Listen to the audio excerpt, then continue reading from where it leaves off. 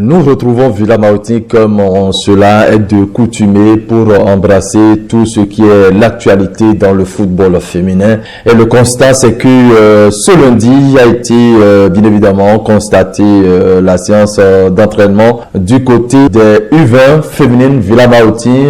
Qu'est-ce qu'on peut mettre sous la dent de ce côté?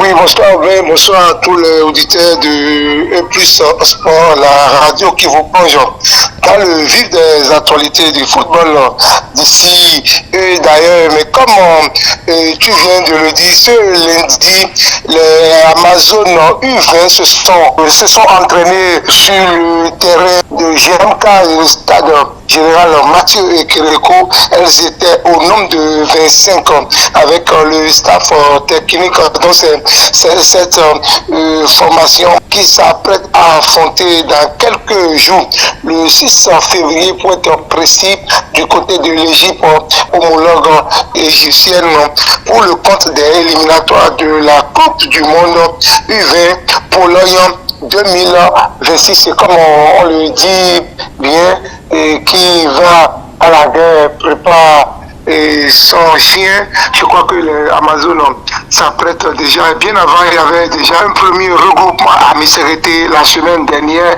C'est ce qui a permis aux entraîneurs de retenir quelques jours. Et par la suite, les anciennes se sont ajoutées. Donc ce matin, le regroupement a eu lieu dans un hôtel de Cotonou.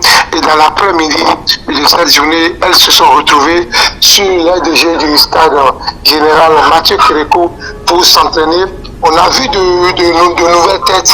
Il y a également des anciennes comme Yasmine Chibril, Romaine Gadonou, Bella Rumpevi, Abikou, Larissa. Donc il y a les anciennes qui ont répondu présentes et se sont ajoutées de nouvelles têtes également. Oui, nous avons constaté bien évidemment ce regroupement depuis la semaine passée chez le football féminin avec les U20 féminines qui se préparent activement bien évidemment pour les éliminatoires de la Coupe du Monde, comme vous l'avez dit, du côté du Pologne pour le compte de cette année 2026, le regroupement avec le sélectionneur Abdoulaye Ouzérou, vous l'avez dit tout à l'heure, il se prépare pour les éliminatoires qui auront lieu avec la double confrontation entre les U20 féminines du Bénin et l'Égypte. Vous avez donné une date le 6 février prochain, c'est déjà proche bien évidemment du côté du Caire. Le retour aura lieu le 13 février au stade de Kéké à Lomé. Qu'est-ce qu'on peut déjà retenir par rapport au séance d'entraînement qui a eu lieu ce lundi? Qu'est-ce qui a été fait exactement? Oui, cet après-midi, il n'y a pas eu grand chose. Elles sont venues après 17 heures. Elles sont venues après 17 heures, donc elles se sont étirées. On a eu quelques séances. Il y a également des filles qui ne sont pas qui se sont entraînées de façon individuelle. Donc on a eu droit à une séance pas trop rythmée, pas trop chargé, parce que vous savez c'est le premier jour de regroupement, donc les filles voyagent encore dans la nuit du mercredi au jeudi. Demain elles auront une séance au stade GMK. Donc cet après-midi on a vu le taureau et les gardiens se sont entraînés d'un côté avec l'entraîneur Raoul, l'entraîneur des gardiens Raoul Akigbe. Il y a également la coach Adam Adikato qui s'est occupé des filles. Donc le coach Ouzérou également, il était donc tous ensemble, ils se sont mis au four et au moulin pour quand même permettre aux filles de rentrer dans le tempo, parce que demain je crois que le décor sera définitivement planté avec la séance de demain, parce qu'il y a les nouvelles têtes qui ont eu droit à leur première séance cet après-midi. C'est une actualité que nous allons suivre de près bien évidemment, cette actualité de la participation des Amazones U20 féminines qui participent bien évidemment à ces éliminatoires de la Coupe du Monde du côté de Pologne. Alors Villa Maoti, vous savez très bien évidemment que les filles égyptiennes ne sont pas, bien évidemment, les moindres, ne sont pas quand même de petits morceaux à prendre à la légère. Pensez-vous que les Amazones féminines feront l'affaire face à ces égyptiennes?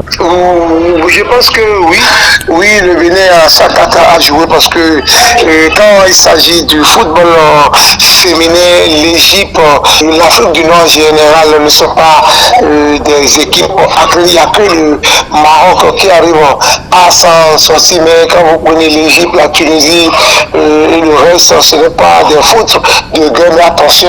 On ne va pas tomber dans la facilité. Aucun match n'est gagné d'avance, comme on le dit, c'est le terrain qui commande. Mais les Amazones ont les chances pour passer cette étape. Mais il va falloir qu'il y ait une grande romaine Candonou et inspirée, parce que nous savons tous quand on n'est pas là, quand on n'est pas en forme, l'équipe va mal. Donc il va falloir que dans sa grande forme, et je pense que les Amazones passeront de ce stade pour se retrouver au quatrième et avant-dernier tour de cette élimination de la Coupe du Monde Pologne en 2026.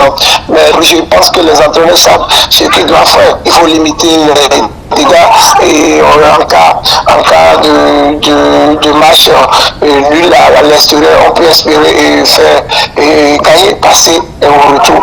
Mais j'espère bien que les Amazones passeront face à l'Égypte, parce que dans le football féminin, l'Égypte n'est pas une équipe à craindre quand je m'en tiens au stade, quand je m'en tiens aux réalités de cette discipline. Mais je ne suis pas en train de donner le Bénin vainqueur systématiquement, c'est le terrain qui commande.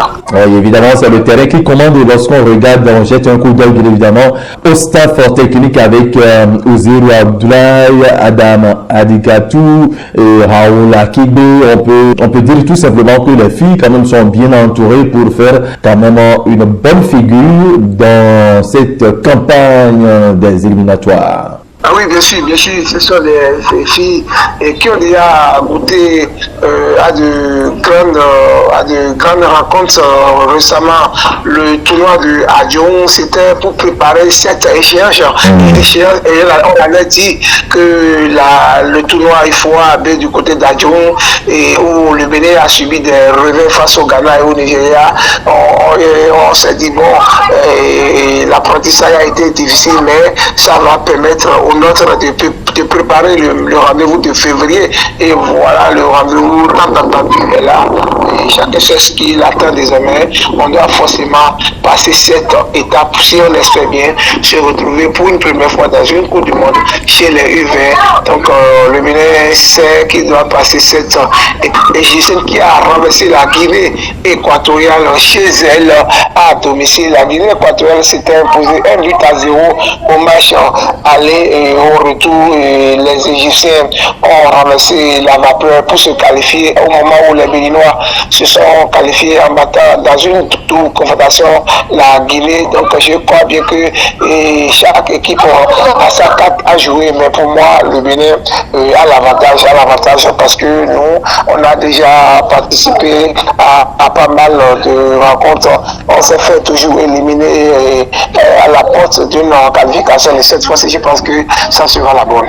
En tout cas, nous espérons de bonnes choses pour cette équipe féminine U20. La sélection béninoise, bien évidemment, il faut le rappeler, c'est une double confrontation entre les U20 féminines du Bénin et l'Égypte. La première rencontre se passe le 6 février prochain au Caire, un match aller bien évidemment, et le match en retour le 13 février au stade de Kégué à Lomé. Nous espérons quand même de bonnes choses pour cette équipe.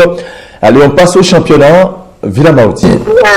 Si tu le permets, bien avant les Amazones vont partir du Bénin cette semaine dans l'année du mercredi aujourd'hui, et pour continuer les préparations du côté du Maroc, histoire de s'acclimater avant de rejoindre l'Égypte. Le championnat féminin, le championnat local, bien évidemment, avec ce week-end plusieurs factures, plusieurs rencontres de bonne facture ont eu lieu, et par votre bien, nous allons nous informer, bien évidemment, par rapport aux différents stades, les différentes rencontres qui ont eu lieu.